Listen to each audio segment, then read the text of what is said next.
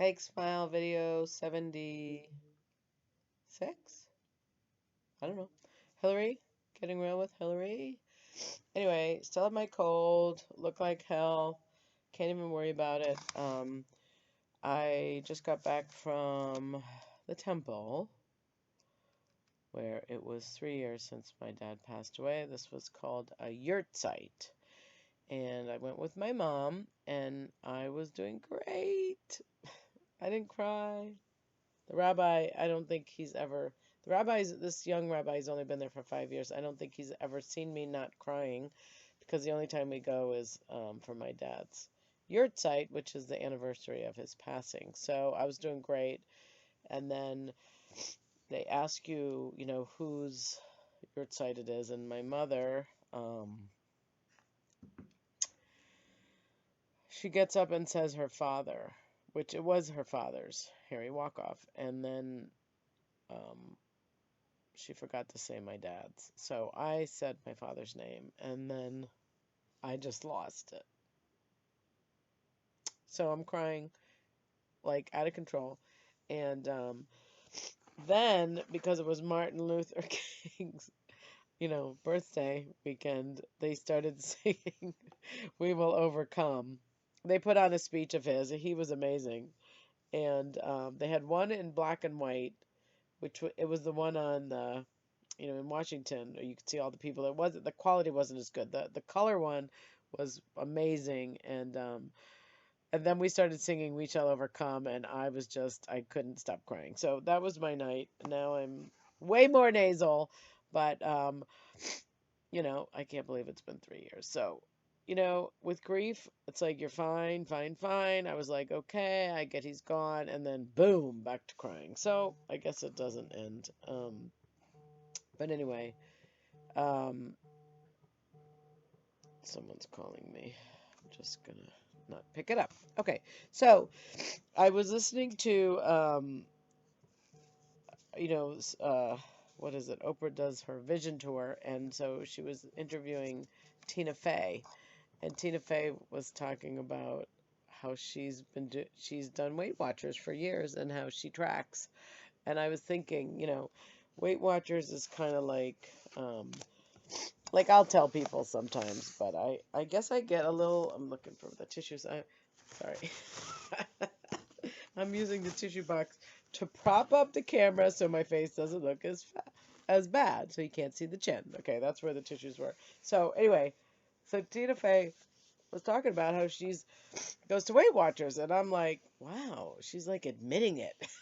And I always feel like, well, if I tell people I go to Weight Watchers, and I looked it up, um, what was the date? It's like April 10th or April 6, 2010. I looked it up today, and I'll tell you why in a second. So anyway, she was just like admitting it, and I'm like, oh my God, they're gonna know I'm fat if I tell people I go to Weight Watchers, like as if I'm hiding it. So I was thinking, could I like be proud?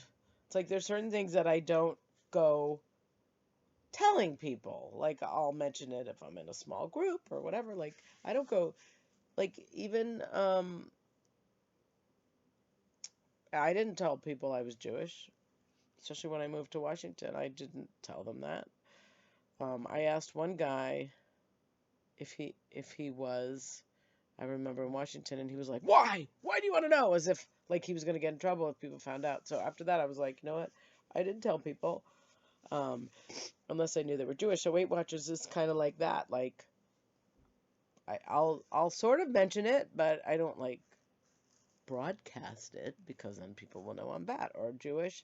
I don't know. I've known people who are anti-Semitic. As a people pleasing, wanting to be like person, why would I tell someone something that they might not like me for? I wouldn't. So this is like coming out of the closet.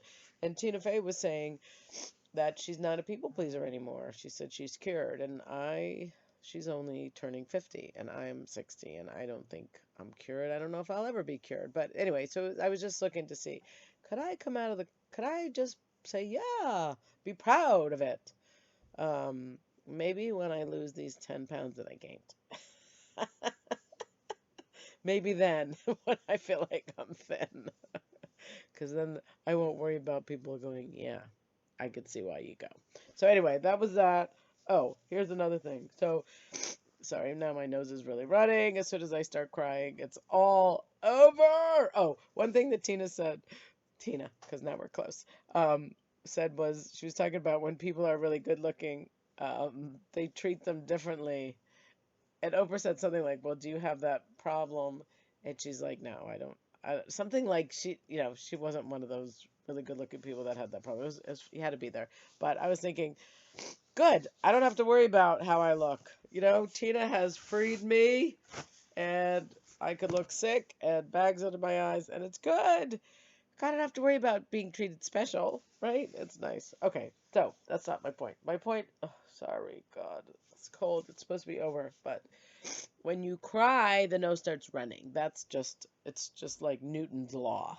If you cry, your nose will run. So that's what I'm suffering from, Newton's law right now. Okay, so my project has been, my goal is to have 1,000 people buy my book by April 7th, and that's not going to happen without some God or some miracle happening. So I said I would call 5 people a day or contact 5 people a day. So yesterday I did 6, today I did 6.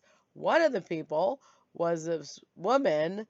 I don't even know her name. It's something with an M. Let's see if I can find it on my phone. Um, Anyway, let's see. WW. Something with an M. But anyway, not finding it. Put we. Mindy. Okay, Mindy. So Mindy, CEO of Weight Watchers, sends me an email today. It's just one of those things that they send out. And so I decide she was my 6th person. I sent her an email back saying, well, I have this book and it's about when I went to Weight Watchers and I was numbing myself, and Weight Watchers was a pivotal part of my journey. And then I sent the email, and then so I never mentioned what the book was. Duh. So I was sending it. There's a local library here, and I was cutting and pasting what I had sent to Barnes and Noble last week. So I did that for this library, and then I said, you know what? So I resent Mindy's email with the book and I don't even know if it has. I don't think it has the link, but the descriptions on it, and I sent it again. Now, my negative thinking says, I'm never going to hear from her.